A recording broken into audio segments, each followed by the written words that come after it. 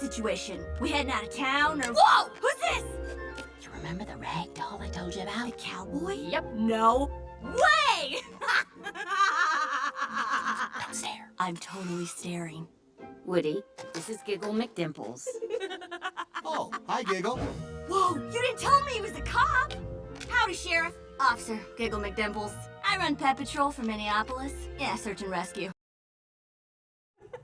That's so cute. Oh, I just wanted to keep watching. I love it. All right, well, you know what day it is. It's Friday. That means we're taking it to the box office. So, you know her. Julia Swift is here. We're chatting Toy Story 4 this morning. Giggle Hi. McDimples. So How cute. cute is Giggle that? McDimples has quite a little adventure ahead of her.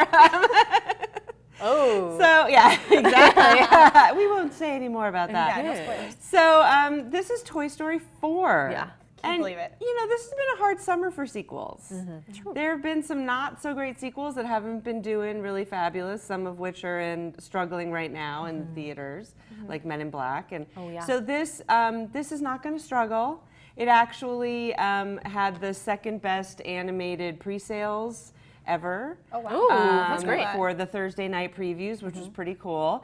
And because everybody loves Toy Story. Yeah. Who There's doesn't, something you know? about Toy Story that hits all the different ages, but not in a snarky way like some Pixar films do. Right. It's always in a sweet way, and this continues that tradition.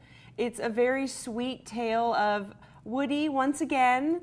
We have Woody, the favorite toy, who once again is not the favorite toy, and his kid goes to kindergarten, and you see here makes Forky out of a sport, Yeah. Oh, boy. and falls in love with it. And so his job in this, she loves it, and so he has to love it, is to take care of Forky. And which is hard, right? Because he's used to being, so it has that sweetness and that feeling that every kid can understand. Right. This one is a lot less for the parents than the other ones. The only thing that's really for the parents is part of the time they're in an antique store, and there is an Easter egg for every single character ever in a Pixar movie. I Yeah, because they're in a toy store and they're in a carnival. Like, there are so many places where you could see them. Yeah. So that's fun and gives parents something else to do, because although it's sweet and wonderful, it doesn't have the thematic layers. Okay. It has emotional layers, right? It really makes you feel something. For Woody goes through something, right? Woody, that's his old love, Bo Peep, who he lost. Bo Peep is back. So, you know, he's dealing with feeling not relevant anymore, and he's dealing with choosing between love and work, and which sounds very adult, but it's not. This is definitely one for the kids. Okay. But it's also not laugh out loud funny. It's not Incredibles. It's one that is emotional and sweet for the kids, but also tons of eye candy, because again, we're at the carnival and we're at the toy store.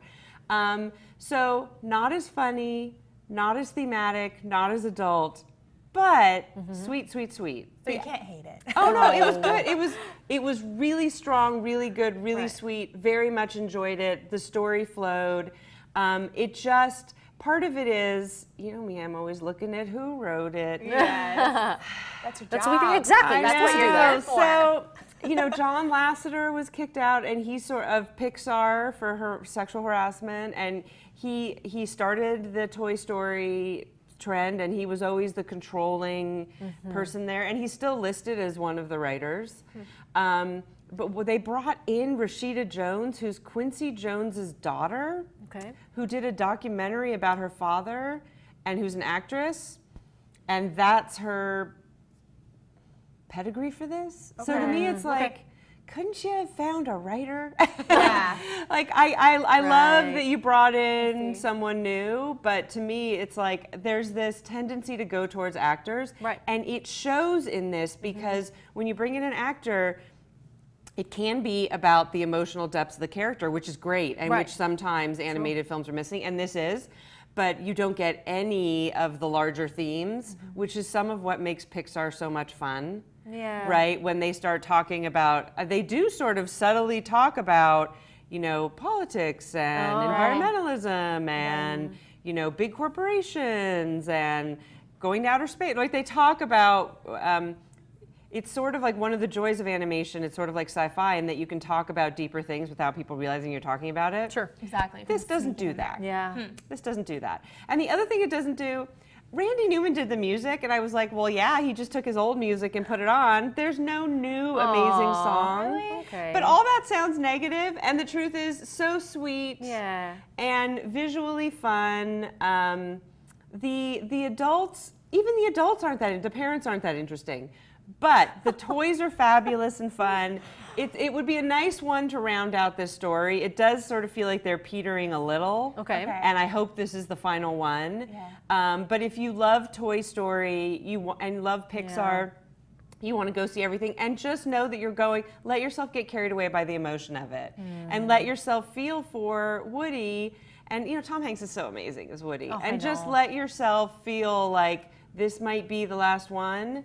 And I think that also adds to the emotion of it.